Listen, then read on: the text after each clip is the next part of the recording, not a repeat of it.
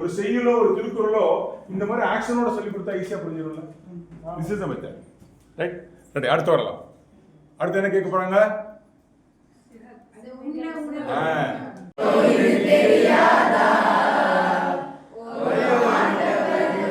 மேலே இருக்கிறார். ஐயோ ஐயோ இது தெரியாதா, ஒரு ஆண்டவர் மேலே இருக்கிறார். உணவு கொடுக்கிறார், உறங்க இடம் கொடுக்கிறார்.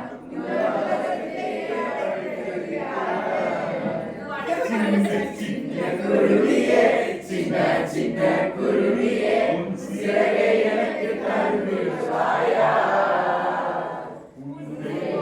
நானுமே உல்லாசமாய் பறந்திட உதிரைகளுக்கு செல்லிடுவாயா.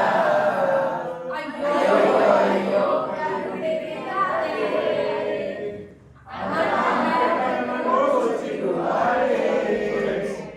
ஐயோ ஐயோ ஐயோ அப்படி கேட்காதே.